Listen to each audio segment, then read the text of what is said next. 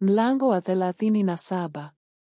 Kisha Bezaleli akalifanya lile sanduku la mti wa mshita. Urefu wake ulikuwa dhiraa 2.5, na upana wake ulikuwa dhiraa 1.5, na kwenda juu kwake kulikuwa ni dhiraa 1.5. Akalifunika dhahabu safi ndani na nje, akafanya na ukingo wa dhahabu kulizunguka pande zote.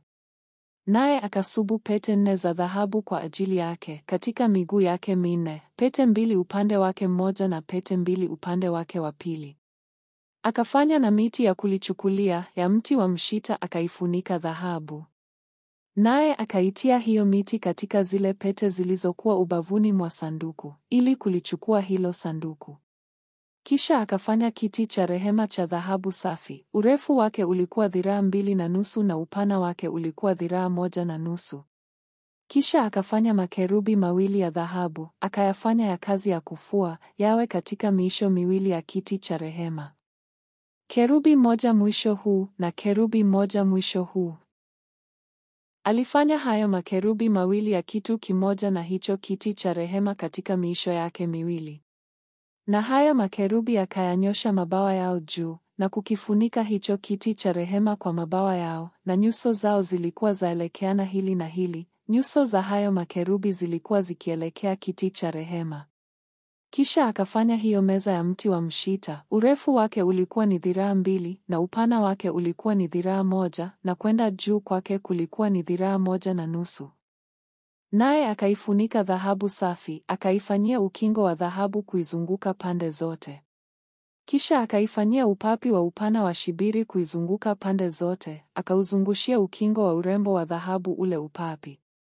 Naye akasubu vikuku 4 vya dhahabu kwa ajili yake, akavitia vile vikuku katika pembe 4, katika miguu yake minne. Vile vikuku vilikuwa karibu na ule upapi, ili viwe mahali pa kutilia ile miti ya kuichukulia meza. Naye akaifanya hiyo miti ya kuichukulia ya mti wa mshita, akaifunika dhahabu, ili kuichukua hiyo meza.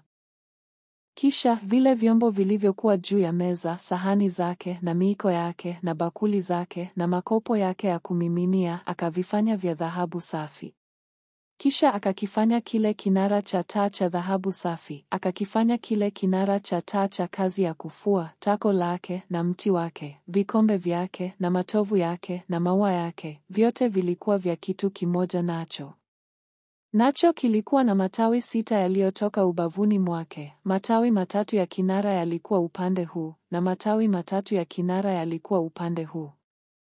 Vikombe 3 vilivyofanywa mfano wa maua ya mlozi vilikuwa katika tawi moja, tovu na ua, na vikombe 3 vilivyofanywa mfano wa maua ya mlozi katika tawi la pili, tovu na ua. Yalikuwa ni vivyo hivyo yale matawi 6 yaliyokuwa katika hicho kinara. Katika kinara mlikuwa na vikombe 4 vilivyofanywa mfano wa maua ya mlozi, matovu yake na maua yake. Kisha chini ya matawi mawili mlikuwa na tovu iliyokuwa ya kitu kimoja nacho, na chini ya matawi mawili mengine mlikuwa na tovu ya kitu kimoja nacho, tena chini ya matawi mawili hayo mengine mlikuwa na tovu ya kitu kimoja nacho, kwa ajili ya hayo matawi 6 yaliyotokana nacho. Hayo matovu yake na matawi yake yalikuwa ya kitu kimoja nacho. Kinara hicho kizima chote pia ni kazi moja ya kufua ya dhahabu safi. Kisha akafanya taa zake 7 na makoleo yake na visahani vyake vya dhahabu safi. Akakifanya cha talanta 1 ya dhahabu safi pamoja na vyombo vyake vyote. Kisha akafanya hiyo madhabahu ya kufukizia uvumba ya mti wa mshita. Urefu wake ulikuwa ni dhiraa 1 na upana wake ulikuwa ni dhiraa 1, ilikuwa mraba, na kwenda juu kwake kulikuwa ni dhiraa 2, na pembe zake zilikuwa za kitu kimoja nayo. Naye akaifunika dhahabu safi upande wa juu na mbavu zake pande zote na hizo pembe zake, akaifanyia na ukingo wa dhahabu kuizunguka pande zote. Naye akaifanyia vikuku 2 vya dhahabu na kuvitia chini ya ukingo wake, katika mbavu zake 2, katika pande zake 2, viwe ni mahali pa hiyo miti ya kuichukulia. Kisha akafanya hiyo miti kwa mti wa mshita na kuifunika dhahabu.